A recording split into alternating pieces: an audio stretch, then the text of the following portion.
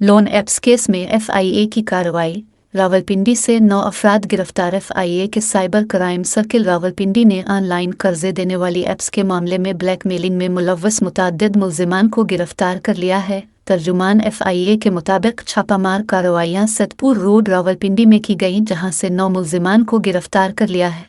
हुक्काम के मुताबिक 19 मुल्जिमान के खिलाफ मुकदमा दर्ज कर लिया गया है और रसीदपुर रोड पर वाक़े प्लाजे में मौजूद कंपनी के मुख्तलिफ दफातर को सेल कर दिया गया। एफआईए के मुताबिक मुल्जिमान को रोज़ाना की बुनियाद पर शहरियों को कॉल करने का टारगेट दिया जाता था।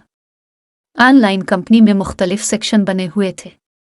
मुल्जिमान मुतासरा शहरियों, इनके दोस्तों और उनके रिश्तेदारों को मुख्तलिफ नौयत की कॉल्स करते थे। हर मुल्जिम को रोज़ाना की बुनियाद पर 100 से 150 कॉल्स करने का टारगेट दिया जाता था। एफआईए के मुताबिक मज़कूरा दफातर में टार्चर कॉल्स से मुतालिक अलहदा सेक्शन बने हुए थे।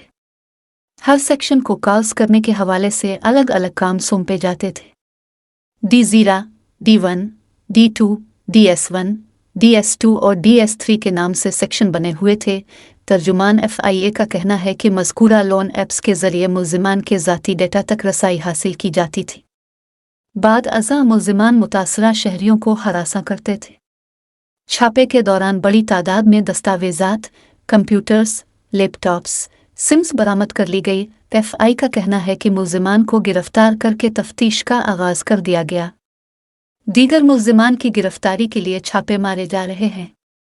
इन कंपनियों के खिलाफ हालिया कार्रवाई सूबा पंजाब के शहर रावलपिंडी में 42 साला मोहम्मद मसूद की मुबैना खुदकुशी के बाद शुरू हुई है। वफाकी तहकीकाती इदारे एफआईए ने इस वाक़े का नोटिस लेते हुए इस्लामाबाद में इस लोन ऐप कंपनी के दफ्तर को भी सेल कर दिया है, जिसने मसूद को कर्जा दिया था। मोहम्मद मसूद ने मुबैना तौर पर खुदकुशी करने से कबल अपनी बीवी के नाम आखिरी पैगाम में कहा था कि मैंने बहुत सारे लोगों के पैसे देने हैं, सूद के। उन्होंने मेरा जीना हराम किया हुआ है। इसी पैगाम में वो कहते हैं कि ना मैं आपके काबिल हूँ ना बच्चों के। शौहर की खुदकुशी के बाद एक वीडियो पैगाम में उनकी बेवा ने बताया कि मोहम्मद मसूद ने घर के अखराजात की अदायगी के लिए ऑनलाइन लोन ऐप से कर्ज लिया था, जिसकी वापसी के लिए उन कंपनियों के नुमाइंदे ब्लैकमेल करते थे और डेटा लीक करने की धमकियाँ देते थे। थाना रेस कोर्स ने मोहम्मद मसूद के भाई मुजम्मिल हुसैन की मुद्दत में खुदकुशी की रिपोर्ट दर्ज करके तहकीकात का आगाज़ कर दिया था। ताहम director general FIA Mohsin Butt ने भी वाक़े का नोटिस लेते हुए साइबर क्राइम विंग से रिपोर्ट तलब की है।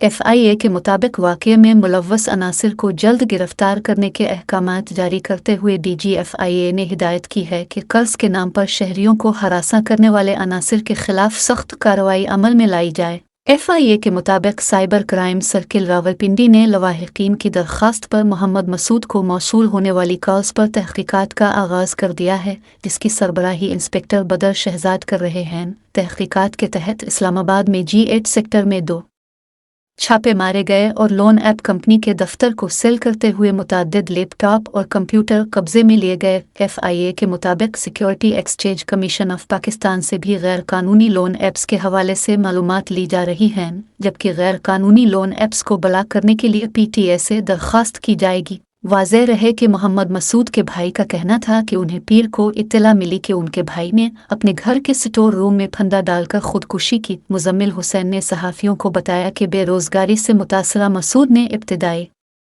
तौर पर एक ऑनलाइन लोन ऐप से 22,000 रुपये कर्ज लिया था, जो बरवक्त अदायगी न किए जाने पर बढ़ता चला गया और उन्होंने मुसलसल दबाव में रहने के बाइस अपनी ज़िंदगी ख़त्म कर ली। मेरे शौहर कर्ज के दलदल में फंसते गए और ज़हनी अजियत का शिकार हो गए थे। मुबैना तौर पर अपने आखिरी पैगाम में मसूद ने कहा कि मेरे पास और कोई ऑप्शन नहीं था, मुझे माफ़ कर देना। इस ऑडियो क्लिप के मुताबिक वो अपनी बीवी से मुखातिब होकर कहते हैं, इसलिए मैं आपको बोल रहा था कि घर बेच देते हैं। आपने बोला नहीं, घर नहीं बेचना, मेरा मोबाइल बंद रखना, कम अज़ कम 1 महीना। उधर मोहम्मद मसूद की बेवा का कहना है कि 6 माह कबल उनके शौहर की नौकरी ख़त्म हो गई थी। मसूद ने घरेलू अखराजात की अदायगी के लिए शुरू में एक ऑनलाइन लोन ऐप से सिर्फ 13,000 रुपये का कर्ज लिया था।